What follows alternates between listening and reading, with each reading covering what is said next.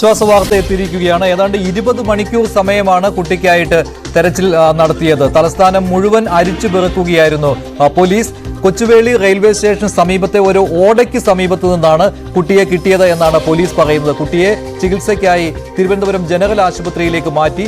ഇപ്പോൾ ആരോഗ്യവതിയാണ് 2 വയസ്സുകാരിയായ മേരി എന്നാണ് പോലീസ് നൽകുന്ന വിവരം. കുട്ടികളുടെ രക്ഷിതാക്കളെ ഇക്കാര്യം അറിയിച്ചു. ബീഹാർ സ്വദേശികളാണ്. നാടോടി സംഘമാണ്. റോഡരികിൽ ഉറങ്ങിക്കിടക്കുന്നതിനിടെയാണ് കുട്ടിയെ തട്ടിക്കൊണ്ടുപോയത്. കുട്ടിയെ തട്ടിക്കൊണ്ടുപോയവരെ കുറിച്ചുള്ള കൃത്യമായ വിവരം കിട്ടിയിട്ടില്ല എന്നാണ് പോലീസ് പറയുന്നത്. എന്നാൽ ഒരു സ്കൂട്ടറിൽ കൊണ്ടുപോയി എന്നുള്ള വിവരം ഉണ്ടായിരുന്നു. അതിലേക്ക് തന്നെയാണ് പോലീസിന്റെ അന്വേഷണം. കുട്ടിയെ ഈ കണ്ടെത്തിയ സ്ഥലത്ത് ഉപേക്ഷിച്ചതാകാം എന്നുള്ള വിവരമാണ് പോലീസ് നൽകുന്നത്. വി വിനോദ് ചേരുകയാണ് വാർത്തയുടെ കൂടുതൽ വിശദാംശങ്ങളുമായി. വിനോദ്, എന്തായാലും സുരക്ഷിതയും ആരോഗ്യവതിയുമാണല്ലോ മേരി എന്ന ആ കുട്ടി. എന്താണ് പോലീസിന് ഇപ്പോൾ കിട്ടിയിരിക്കുന്ന വിവരങ്ങൾ? വിശദീകരിക്കുക.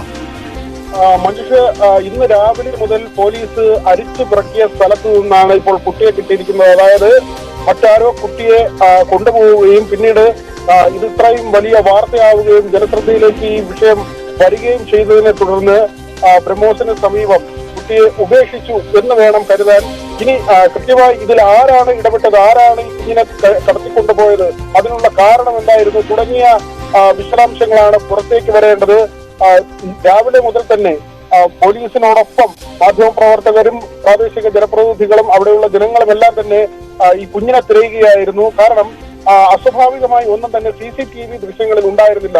റോഡിലെ CCTV ദൃശ്യങ്ങൾ പരിശോധിച്ചെങ്കിലും കുട്ടിയുമായി പോകുന്ന വാഹനം, അങ്ങനെ ഒരു പ്രത്യേകിച്ച് ഈ മഞ്ഞ നിറത്തിലെ സ്കൂട്ടർ എന്ന മൊഴി, അത് പല ആവർത്തി നിരവധി CCTV ദൃശ്യങ്ങൾ പോലീസ് പരിശോധിക്കുകയും അതിൽ നിരീക്ഷിക്കുകയും ചെയ്തിരുന്നു. എന്നാൽ അങ്ങനെ അസ്വാഭാവികമായ ഒരു വാഹനം കണ്ടെത്തിയില്ല. മാത്രവുമല്ല, രക്ഷിതാക്കൾ പറഞ്ഞ സമയത്ത് അവിടെ നിന്ന് കുട്ടിയെ കടത്തിക്കൊണ്ടു പോകുന്നതിന്റെ യാതൊരു ലക്ഷണവും ഉണ്ടായിരുന്നില്ല.